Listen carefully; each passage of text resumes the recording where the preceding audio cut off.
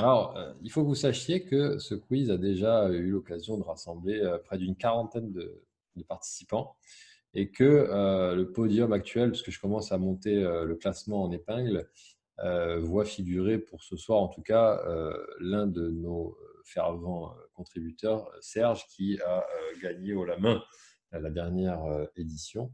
On va voir si Serge est aussi à l'aise sur le terrain conventionnel que sur le terrain constitutionnel. Bien évidemment, les questions sont d'un degré disons de raffinement plus ou moins inégal. Elles sont totalement livrées à mon ignorance que j'assume sur certains sujets et à mon arbitraire que je saisis la balle au bon pénalement parlant.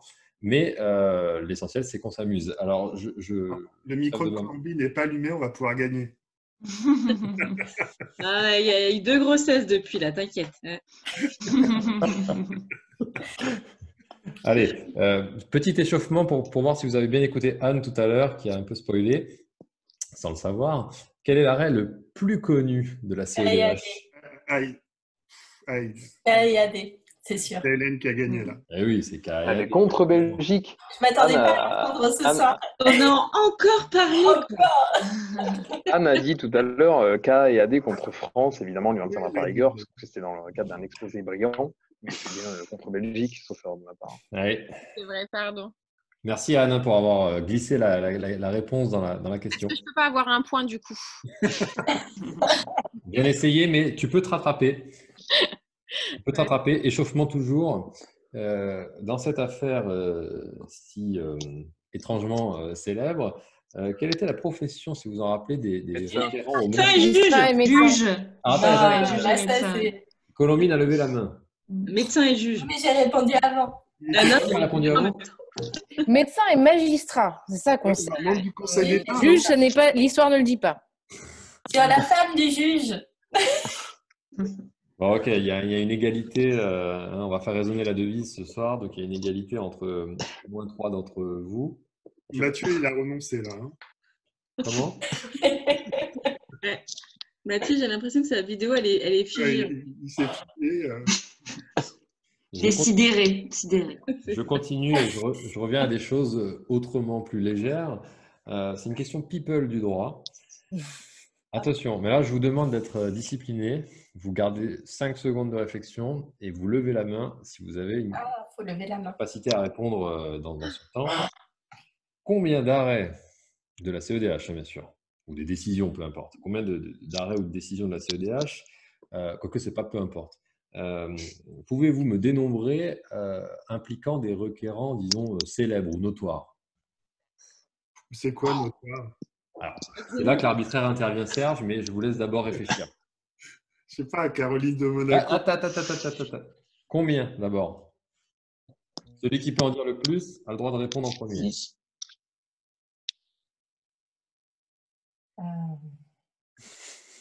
Ouais, il y en a une vingtaine, mais franchement, je ne vais pas pouvoir. Il faut pouvoir les déclamer sans aller sur Internet.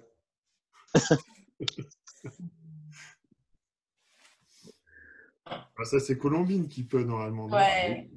Allez, dites-moi combien vous êtes capable d'en déclamer là. À cette heure-ci? Ouais. C'est ça. Ouais, c'est ça. Qui en a 3? Allez, pour faire simple. Bah, il y a... Attends. Ah, mais j'en ai au moins 3, ouais. Qui en a 3 au moins? Oui, 3 au moins. Ouais. Alors, vas-y, Colombine. Le Ben. Ouais. Mbala. Lanzmann récemment. Pardon. Lanzmann, ouais. Lanzmann, même si c'est madame, mais. C'est commenté. Alors, qui là. Je vais aller me tout de même. Hein. Serge a parlé de Caroline de Monaco. Oui. Bah oui. Papon, ça compte? Colombiani, non? Ah oui, Papon, bien sûr. Papon, Colombiani. Ouais. Les arrêts. On ne même pas pas dit. On peut même citer Vincent Lambert, hein, il est devenu une telle. C'est ça. Lambert, ouais. Il est devenu connu, c'est vrai. Les Mensons alors. Les Mensons et la Bassée, enfin en fait tous les grands noms. Mais ils sont devenus connus à cause de leur procédure. C'est pas, ça peut pas compter. Il y a aussi le mec de la demeure du chaos là. J'ai plus le nom de l'arrêt. Oui, moi c'est pareil. En fait, les noms me viennent pas. Je suis trop fatiguée. D'accord, oui, c'est pour ça qu'il ne faut pas que ça traîne trop. Donc, je donne des points un peu à la sauvette. Ouais, Colombine, allez. Colombine a bien mérité un petit plus. Troisième question, c'est l'avant-dernière. Pas facile, hein. Question qui va susciter un riche débat, j'espère, même de façon cursive. Question grammaire du droit. Faut-il écrire conventionnalité avec un seul N ou deux N? Deux Vous appuyez sur un support infaillible. Alors, Carole dit 2. Carole, pourquoi tu dis 2? Parce que en fait, à chaque fois, l'ordinateur, il souligne quand on met 2. Et tu vas vérifier et tu dis, mais non, c'est bien 2. Alors non, Carole, j'ai dit un support infaillible. Je n'ai pas parlé de Microsoft. Non, alors moi… Frédéric Sudre. Bah voilà. Bien sûr. Ah, alors là… C'est infaillible ou pas, le Sudre? Tu marques un point, mais un point qui n'est pas complet à mon sens si l'on se réfère à votre guide ultime qui est la jurisprudence de la Cour elle-même.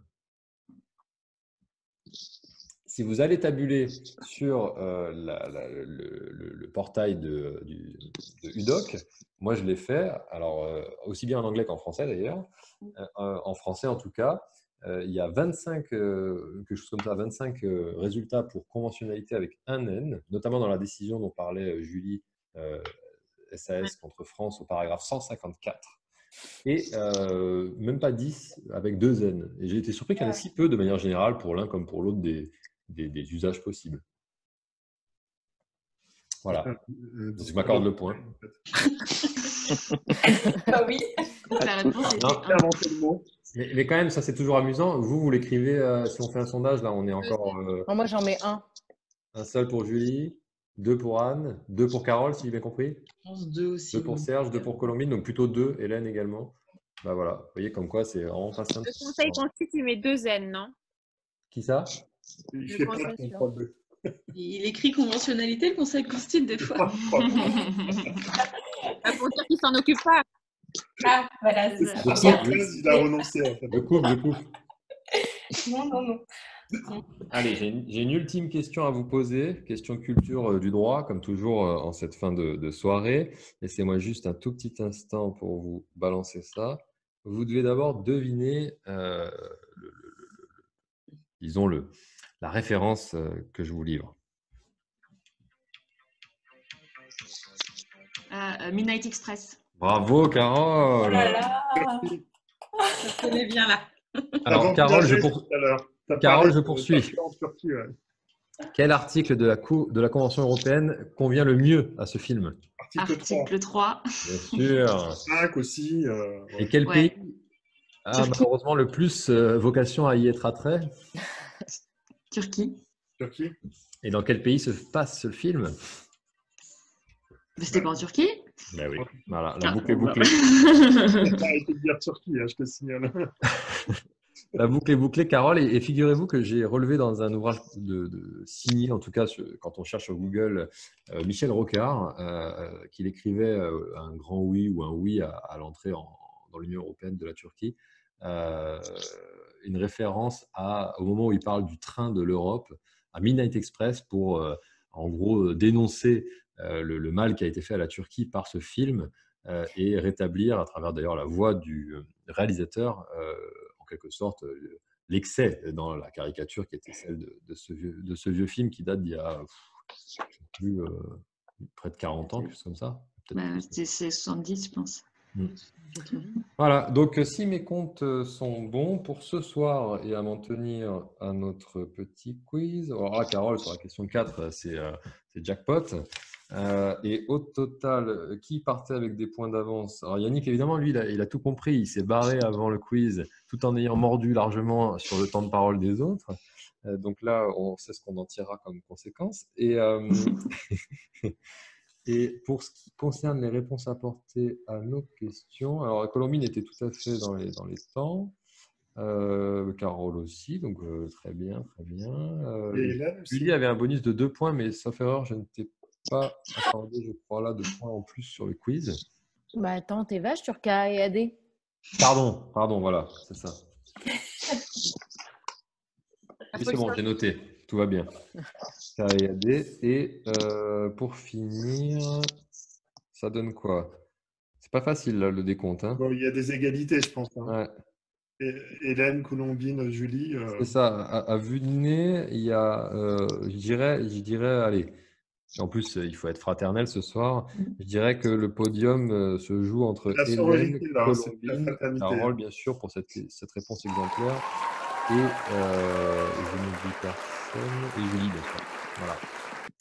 Donc bravo mesdames, vous avez été tout à fait exemplaires ce soir. Vous serez bienvenus pour reparticiper à ce quiz à la prochaine occasion.